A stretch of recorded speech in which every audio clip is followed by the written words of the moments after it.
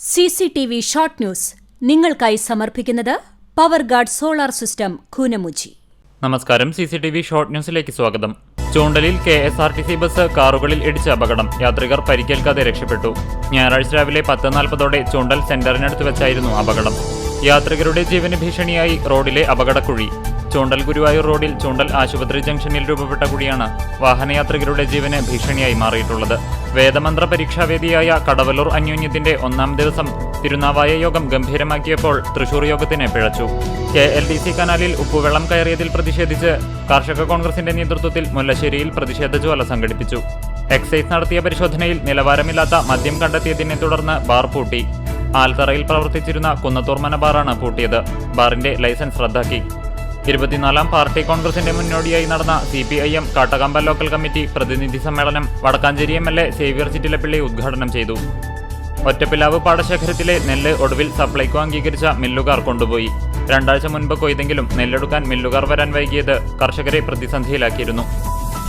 അഞ്ഞൂർ saint Francis Xavier's കത്തോലിക്ക ദേവാലയത്തിലെ സംയുക്ത തിരുനാളിനോടനുബന്ധിച്ച് അമ്പവള എഴുന്നള്ളിപ്പ് നടത്തി.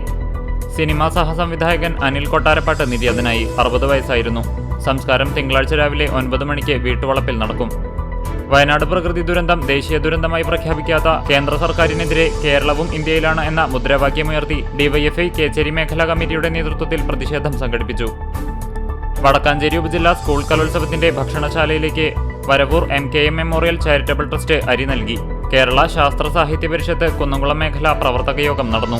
CPM എരുമപ്പെട്ടി വെച്ച് ലോക്കൽ സമ്മേളനത്തിന്റെ ഭാഗമായി നവകേരള വികസന കാഴ്ചപ്പാടും കേന്ദ്ര സർക്കാരിന്റെ ഉപരോധവും എന്ന വിഷയത്തിൽ കുട്ടഞ്ചേരിയിൽ സെമിനാർ നടത്തി.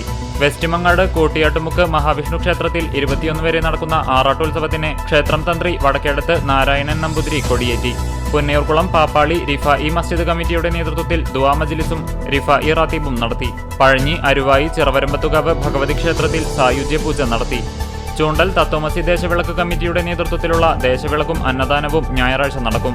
കാലിക്കറ്റ് യൂണിവേഴ്സിറ്റി ഇന്റർസോൺ ഫുട്ബോൾ ചാമ്പ്യൻഷിപ്പിന്റെ 4-ാം ദിനമായ ഞായറാഴ്ച യൂണിവേഴ്സിറ്റി ടീമിലേക്കുള്ള സെലക്ഷൻ ട്രയൽ നടന്നു. ചാവക്കാട് കോഴിക്കുളങ്ങര ഭഗവതി ക്ഷേത്രത്തിൽ 2025 ഭരണി മഹോത്സവത്തിന്റെ നോട്ടീസ് പ്രകാശനം നടന്നു. ചൊവ്വന്നൂർ കല്ലഴി വിഷ്ണു ഭഗവതി ക്ഷേത്രത്തിൽ തെക്കേമഠം മൂപ്പിൽ സ്വാമിയാർക്ക് സ്വീകരണം നൽകി. ശ്രീനാരായണ ഗുരുവിന്റെ നേതൃത്വത്തിൽ നടത്തിയ സർവമത സമ്മേളനത്തിന്റെ 100-ാം വാർഷികത്തിന്റെ ഭാഗമായി ഇടം സാംസ്കാരിക വേദി ചരിത്രവും വർത്തമാനവും എന്ന വിഷയത്തിൽ സെമിനാർ സംഘടിപ്പിച്ചു. All Kerala tailors association Chavakkad area Koottungal unit സമ്മേളനം നടന്നു. പുന്നയൂർകുളം ആൽത്തറ ഗോവിന്ദപുരം അയ്യപ്പൻ വിളക്ക് കമ്മിറ്റിയുടെ നേതൃത്വത്തിൽ 15-ാമത് ദേശവിളക്കും അന്നദാനവും നടത്തി. SKSSF പെരുമ്പിലാവ് മേഖല സർഗലയത്തിന് കരിക്കാട് അല്ലമീൻ സ്കൂളിൽ തുടക്കമായി. കുന്നംകുളം SI ബിജു TD സർഗലയത്തിന്റെ ഉദ്ഘാടനം നിർവഹിച്ചു. CPM എരുമപ്പെട്ടി വെസ്റ്റ് ലോക്കൽ സമ്മേളനത്തിന്റെ ഭാഗമായി പതാക ദിനം ആചരിച്ചു. ചാലിശ്ശേരി മുലയമ്പറമ്പത്തുകാവ് ക്ഷേത്രത്തിലെ മുഴുവൻ വിളക്ക് പന്തലിന്റെ കാൽനാട്ടി. നവംബർ 23-നാണ് അയ്യപ്പൻ വിളക്ക്.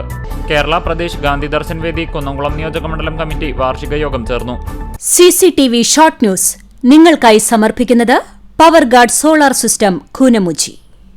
ഇതോടെ ഷോർട്ട് ന്യൂസ് സമാപിക്കുന്നു. കൂടുതൽ വാർത്തകൾക്കും വിശേഷങ്ങൾക്കും ഞങ്ങളുടെ web page, Facebook page, YouTube എന്നിവ സന്ദർശിക്കുക. തത്സമയ വാർത്തകൾക്കായി www.cctv online.tv സന്ദർശിക്കുക. നമസ്കാരം.